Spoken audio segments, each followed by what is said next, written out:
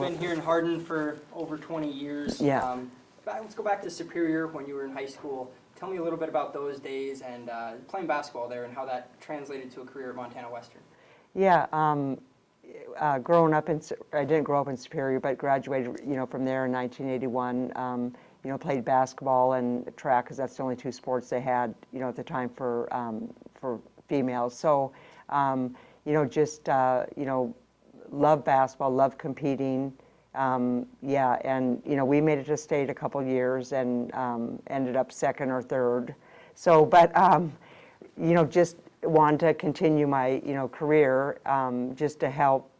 Well, I would love to play basketball, but also money-wise, to help because I had three older siblings. But yeah, so then got a scholarship to go play at Western for Gym Corps and just loved it. I mean, it was just a very, very good experience. Does anything stand out in those years at Western as some of your favorite memories that you have from back then? Well, two of the recruits that came the same year I did, I actually played against them in high school and even like in the championship game, and was always like, how you can't stand them and yeah, you don't want anything to do with them. And then they ended up being my best friends. Like we're still, just the best of friends. And so that was, kind of, neat that you end up actually, playing with that same level of as you are, as a team for the same goal. So Montana Western is a good education school, obviously. Yeah. Becoming a teacher there, teaching program, education program. So where did that lead you? Then, that led me into, because then playing, I'm very competitive. I love, coaching. I love the coaching part of it. And I got that a lot from my college coach, Jim Corr. Just loved the way he coached, the way he treated his players, just his, demeanor and what he could just get out of the athletes that he had. And so that just really, inspired me to go into coaching and, then, teaching because I, love, working with kids. So before Hardin, you were at Poplar, Belfry.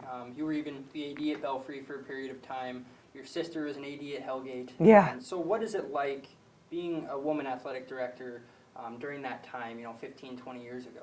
Yeah, that was tough at Belfry. I'm glad it was a Class C school when I did this because I even coached the boys basketball. So I coached both the girls and the boys basketball team at Belfry and then was the AD. And when I first, was coaching the boys, that was, people did not think that, a woman should be coaching boys basketball. So that was, different, but, learned a lot, from that.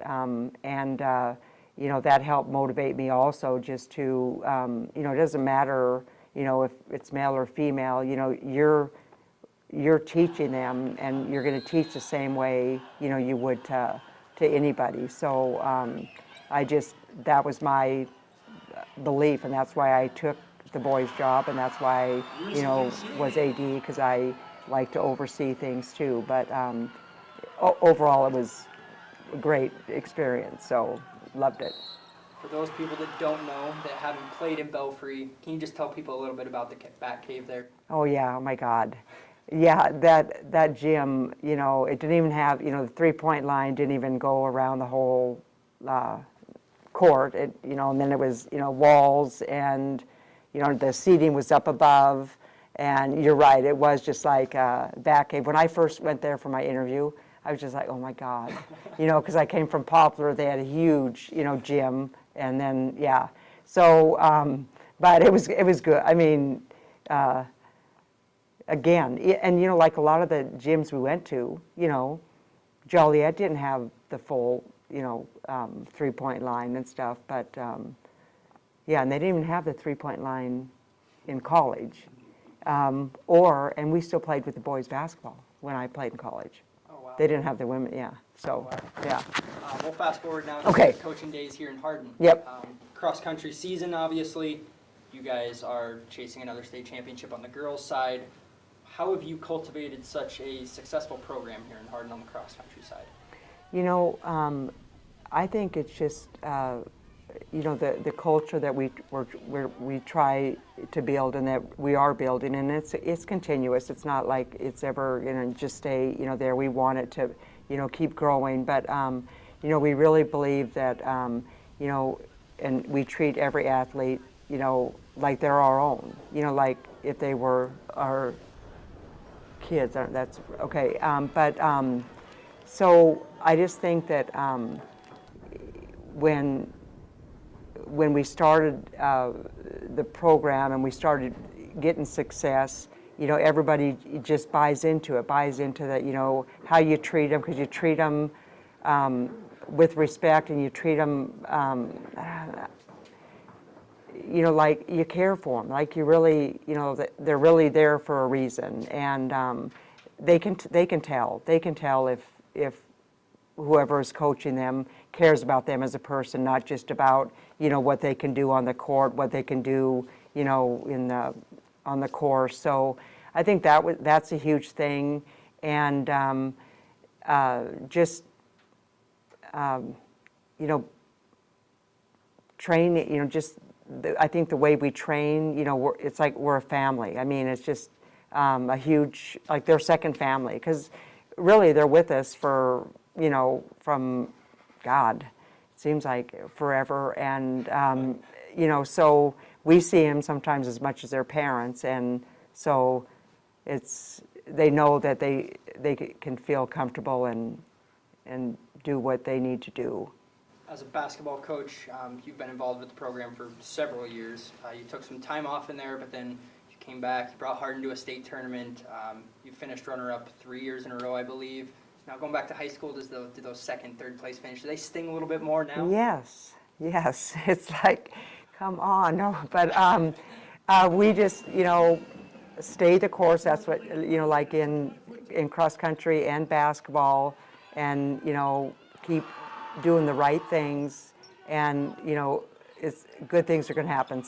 We're going to get there. We're going to break through. So just always, you know, just constantly, you know, we're training, you know, every day to be better and to make each other better.